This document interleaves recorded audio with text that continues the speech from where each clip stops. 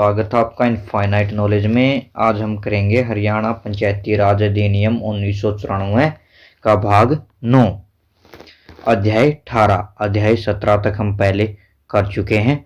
आज हम करेंगे अध्याय 18 से शुरुआत। जिला परिषद का निरीक्षण, अध्याय 18 है ये।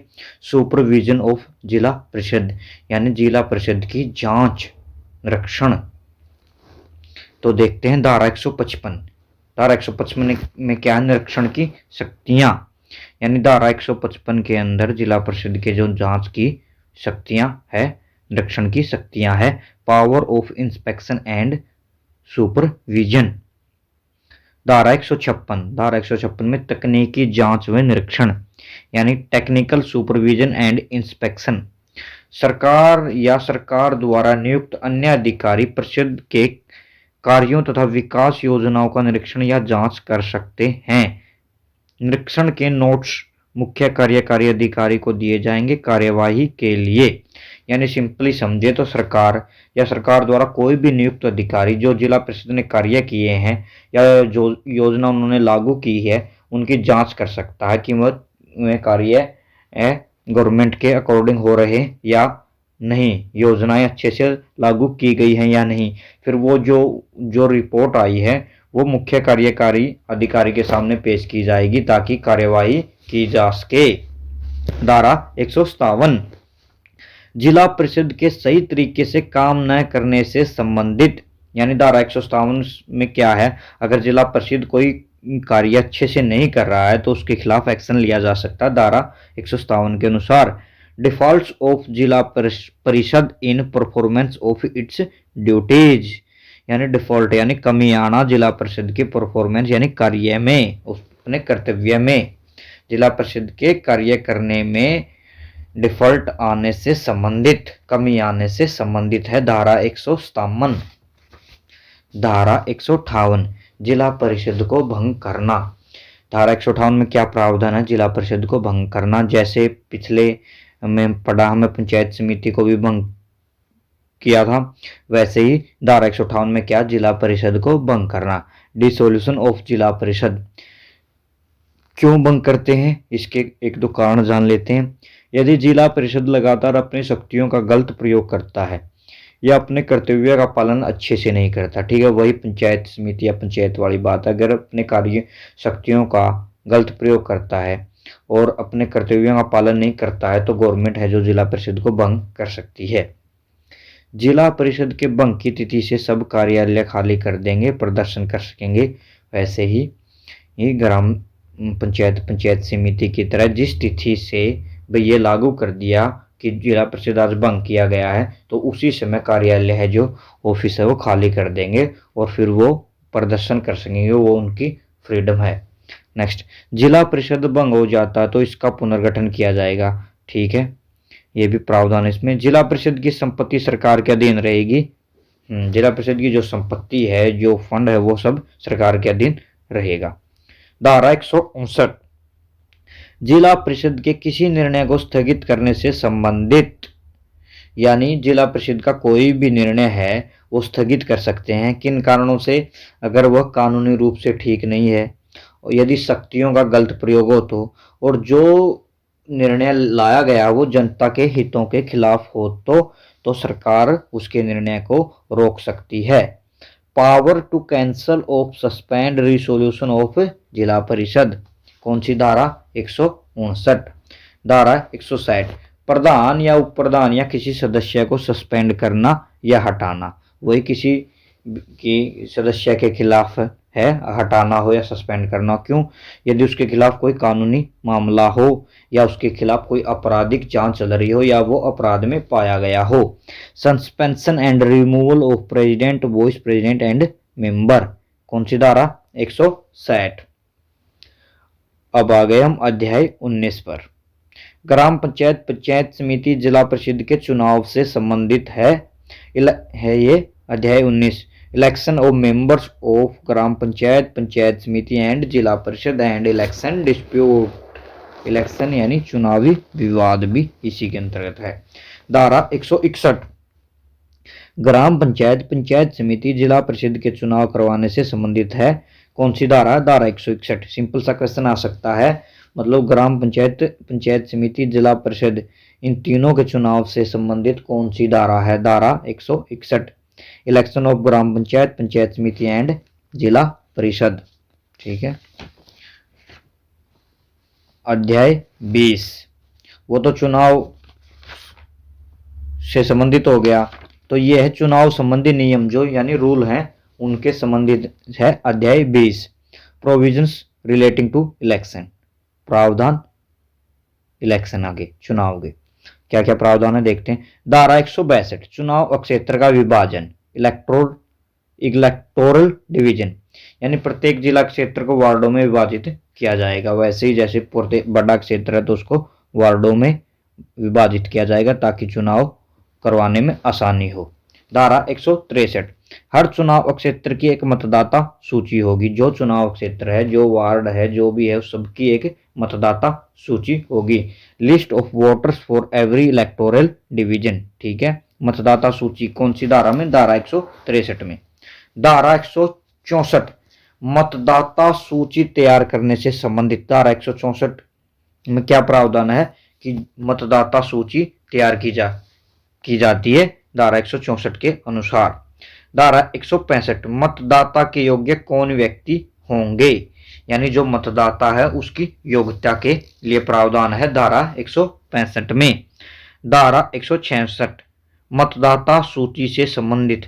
धारा 166 में क्या प्रावधान है? मतदाता सूची से संबंधित है ये भी धारा 166। धारा 167 मतदाता का नाम एक से ज्यादा लिस्ट में न हो, यानी धारा 167 में यदि किसी का नाम एक से ज्यादा लिस्ट में है तो वह इस धारा के अनुसार एक्शन ले सकता है, उसको ठीक करवा सकता है। Name person not to be included in the list of voters more voters list. ठीक है। धारा 168 मतदाता का नाम एक लिस्ट में 2 बार न हो। वो तो धारा 167 में क्या था? मतदाता का नाम एक से ज्यादा लिस्टों में न हो। ये 168 में क्या है? एक लिस्ट में 2 बार न हो। Name of person not to be included in the list of voters more than once. ठीक है। धारा 169 सरकारी कर्मचारियों की चुनाव में ड्यूटी से संबंधित। मतलब धारा 169 में जो इलेक्शन होता है तो सरकारी कर्मचारी ड्यूटी पे आते हैं तो उनसे संबंधित है धारा 169। Availability of government staff. ठीक है। धारा 170 सिविल कोर्ट चुनाव संबंधी मुकदमे नहीं सुनेगा। जो सिविल कोर्ट है, जो नॉर्मल कोर्ट है, वो चुनाव संबंधी मुकदमे नहीं सुनेगा। धारा 170 में यह प्रावधान है। यूरिडिक्शन ऑफ सिविल कोर्ट्स बैरिड। ठीक है। धारा 171 मतदाता सूची में झूठी घोषणा से संबंधित, यानी अगर मतदाता सूची में झूठी घोषणा, झूठा नाम है, झूठा कुछ भी है तो उससे के खिलाफ एक्शन लिया जा सकता धारा 171 के अनुसार। Making false declaration. ठीक है। धारा 172 सरकारी कर्मचारी द्वारा चुनाव ड्यूटी सही न करने पर जुर्माना लगाने से संबंधित। धारा 172 में क्या? जो सरकारी गवर्नमेंट स्टाफ आया ड्यूटी पे, अगर वो अपना कार्य अच्छे से नहीं कर रहा, किसी भी मतलब जो इलेक्शन हो रहा है और किसी की तरफदारी कर रहा है या वोट गलत डलवा रहा है तो उसके खिलाफ एक्शन लिया जा सकता है और जुर्माना भी लगाया जा सकता है 5000 रुपये का। Breach of official duty in connection with the preparation ETC। ठीक है। धारा 173 चुनाव लड़ने व वोट देने से संबंधित नियम। जो रूल है भाई, चुनाव किसको लड़ना है और किसको वोट देना है। वोट देने के लिए न्यूनतम उम्र 18 वर्ष होनी चाहिए और चुनाव लड़ने के लिए 21 वर्ष होनी चाहिए। Persons qualified to vote and be elected. ठीक है। धारा 173 ये आ सकता क्वेश्चन सिंपल सा भाई, योग्य चुनाव लड़ने में वोट देने से संबंधित, या एज भी पूछ सकते हैं। कौन सी धारा में? धारा 173 में। धारा 174 2 या 2 से अधिक जगह पर मेंबर बनने पर रोक लगाने से संबंधित, यानी यदि एक व्यक्ति 2 जगह फॉर्म भर के दोनों जगह मेंबर बनने की सोच रहा तो उसके खिलाफ एक्शन लिया जा सकता धारा 174 के अनुसार। यानी फॉर्म नहीं भर सकता 2 जगह। अगर 2 जगह ऐसे अप्लाई करता है और बन जाता तो एक जगह का अपने ऑटोमेटिक रद्द हो जाएगा। रिस्ट्रिक्शन ऑन सिमुलटेनियस और डबल मेंबरशिप, ठीक है। धारा 175 अयोग्य करार देने से संबंधित डिस्क्वालिफिकेशन, यदि किसी मेंबर में या फिर जो में कमी है, उसकी योग्यता पूरी नहीं है, तो उसको अयोग्य करार दिया जाता है। कौन सी धारा के अनुसार? धारा 175 के अनुसार। कोई भी व्यक्ति सरपंच, पंच, पंचायत समिति और जिला परिषद नहीं होगा यदि वह अपराधी ठहराया गया हो, नंबर 1, ठीक है। कोई अन्य अपराध के लिए कारावास की सजा सुनाई हो, यदि पहला नंबर पर तो अपराधी ठहराया गया हो, दूसरा कोई अन्य अपराध के लिए यानी कारावास की सजा सुनाई गई हो उसकी, ठीक है। सक्षम अदालत द्वारा विकृत दिमाग का फैसला दिया गया हो, यानी अदालत के द्वारा भाई दिमाग से बताया गया भाई दिमाग ठीक नहीं है, दिमाग की हालत ठीक नहीं है, ये फैसला दिया गया हो, तो भी वह सरपंच, पंच, पंचायत समिति या जिला परिषद नहीं बन सकता। दिवालिया घोषित किया गया हो तो भी वह है यह मतलब मेंबर नहीं बन सकता। वेतनभोगी पद या लाभ के पद पर हो तो भी वह सरपंच, पंच, पंचायत समिति और जिला परिषद नहीं बन सकता। धारा 175 में प्रावधान है, इंपोर्टेंट धारा है ये। धारा 176 चुनाव की वैधता व जांच करने से संबंधित अधिकारी न्यायिक जज के पास होगा, ठीक है। मतलब चुनाव की वैधता जांच करने से चुनाव ठीक हुआ है या नहीं, इससे संबंधित कौन सी धारा? 176। Determination of validity of election inquiry by जज एंड प्रोसीड्योर, ठीक है। धारा 177 ग्राम पंचायत, पंचायत समिति, जिला परिषद के सदस्यों को अयोग्य करार देने से संबंधित, ठीक है। धारा 178 चुनाव सही तरीके से न होने पर नए चुनाव कराने से संबंधित, यानी यदि चुनाव अच्छे से नहीं हुआ और रोक लगा दिया गया तो धारा 178 के अनुसार दोबारा चुनाव करवाने से संबंधित है धारा 178। Fresh election if election is invalid, ठीक है। धारा 179 राज्य चुनाव आयोग की शक्तियों से संबंधित जिसके द्वारा सरकारी कर्मचारियों से काम करवाया जा सके, यानी अगर चुनाव होता है इसके अंदर धारा 179 में ये शक्तियां प्रावधान है जो सरकारी कर्मचारी हैं उनसे भी काम करवाया जा सके।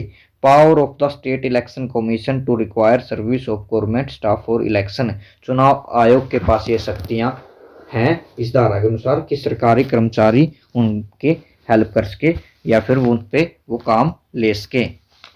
धारा 180 मतदान केंद्र के पास चुनाव प्रचार पर रोक प्रतिबंध से संबंधित, यानी धारा 180 के अनुसार क्या प्रावधान है, जब जहां मतदान हो रहा है उसके आसपास न तो हम चुनाव प्रचार कर सकते हैं और ना ही किसी को ये कह सकते हैं कि भी तुम उसका वोट दो या फिर उसके किसी के नारेबाजी कुछ नहीं कर सकते हैं धारा 180 के अनुसार। देखो, जिस दिन मतदान होना कोई भी व्यक्ति मतदान केंद्र के अंदर या 100 मीटर की दूरी के अंदर सार्वजनिक या निजी स्थान पर वोट के लिए प्रचार प्रसार नहीं कर सकता। कितनी? 100 मीटर की दूरी पर कोई भी व्यक्ति प्रचार या प्रसार नहीं कर सकता। वोट के लिए नहीं मना सकता, यानी किसी भी व्यक्ति को ये नहीं कह सकता कि तुम इसका वोट दो। मतदान न करने के लिए नहीं मना सकता, ना ये कह सकता कि भी तुम्हें मतदान नहीं करना चाहिए या फिर इसका करना चाहिए या उसका करना चाहिए। मतलब मतदान केंद्र के पास कोई भी ऐसी हरकत नहीं करनी। इस धारा 180 के अनुसार उसके खिलाफ एक्शन लिया जा सकता है। विशेष व्यक्ति को वोट न देने के लिए नहीं बोल सकता, ठीक है। नियम उल्लंघन पर दंड का प्रावधान, ठीक है। धारा 181 मतदान केंद्र के पास प्रतिबंधित कार्य करने पर जुर्माना, मतलब जो धारा 180 के अंदर जो ये कार्य बताए गए हैं भी 100 मीटर की दूरी पर प्रचार प्रसार नहीं करना, किसी को वोट के लिए नहीं मनाना, किसी को ये मत बोलना कि भी उसका विशेष व्यक्ति का वोट मतलब वो स्पेशल उसका वोट नहीं देना, या फिर ये कहना कि भी तुम्हें मतदान को नहीं करना, मतदान ही नहीं करना, वोटें नहीं गिरना। अगर इन पर ये ऐसे कार्य करता है तो धारा 181 के अनुसार उन पर जुर्माना लगाया जा सकता है। पेनल्टी फॉर डिसऑर्डरिंग कंडक्ट इन और नियर पोलिंग स्टेशन, ठीक है। मतदान केंद्र के पास जो प्रतिबंधित जो रोके गए कार्य हैं अगर वो करता तो उन पर जुर्माना लगाया जा सकता है।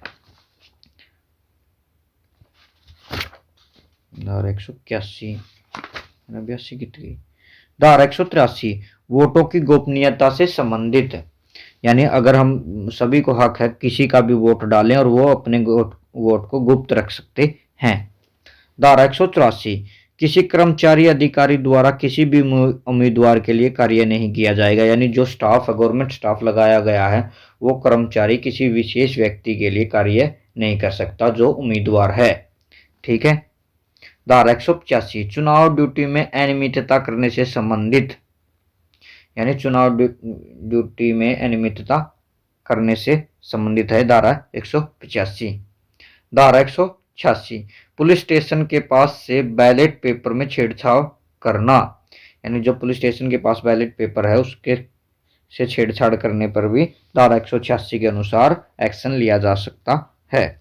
धारा 187 अन्य अपराध व जुर्माने से संबंधित है। कौन सी धारा? 187, यानी जो चुनाव में कोई अपराध या जुर्माना लगाना हो तो धारा 187 के अनुसार लगाया जा सकता है। धारा 188 चुनाव संबंधी अपराधों से संबंधित, मतलब जो चुनाव के में जो अपराध किए हैं उनसे रिलेटेड है धारा 188।